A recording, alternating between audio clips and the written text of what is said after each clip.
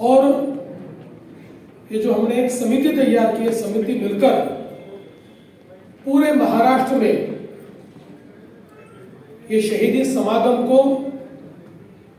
हम लोग मनाने वाले हैं और गांव-गांव तक और घर-घर तक इस शहादत को पहुंचाने का काम हम लोग करने वाले हैं। हम सभी लोग जानते हैं कि श्री गुरु तेग बहादुर जी को सिख दी चादर नहीं कहा गया, खालसा दी चादर नहीं कहा गया, उनको हिंद जी दी चादर कहा गया है, क्योंकि उन्होंने जो शहादत दी वो केवल खालसा पंथ के लिए या सिख धर्म के लिए नहीं दी। उन्होंने जो शहादत दी इस भारत में रहने वाले तमाम लोगों के लिए, हिंदुओं के लिए, जैनों के लिए, सभी धर्मावलंबी लोगों के लिए, जिनको उस समय औरंगजेब प्रताड़ित कर रहा था और चाहता था कि पूरा हिंदुस्तान मुसलमान बन जाए, सब लोग अपना धर्म छोड़ दें। इस प्रकार की जिस समय जबरदस्ती हो रही थी और ऐसे समय औरंगजेब ये जानता था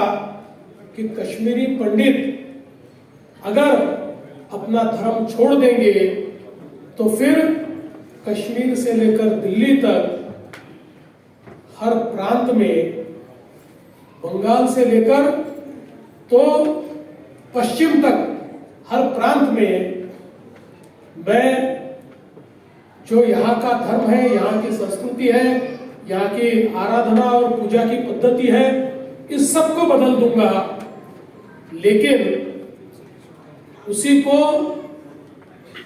एक प्रकार से चैलेंज करने का, आह्वान देने का काम गुरु तेग बहादुर जी ने किया और हमारे कश्मीरी पंडितों के लिए और सभी धर्मावलंबियों के लिए उन्होंने जिस प्रकार से लड़ाई लड़ी, हम सभी जानते हैं कि जिस समय उनको पकड़ा गया और पकड़ने के बाद उनके सामने भी ये शर्त रखी गई कि वो सारा ये काम छोड़ दे और एक प्रकार से अपना धर्म भी बदल दे। उन्होंने शहीद होना पसंद किया, लेकिन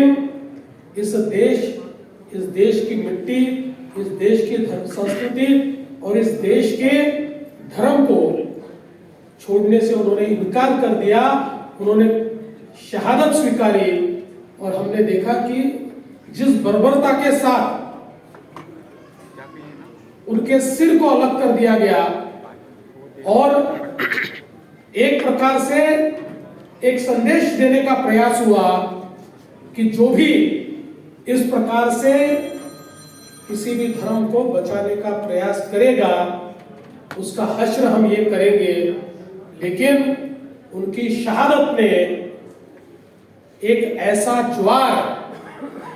हमारे देश में तैयार किया कि उसके बाद औरंगजेब अपने मंसूबों को पूरा नहीं कर पाया।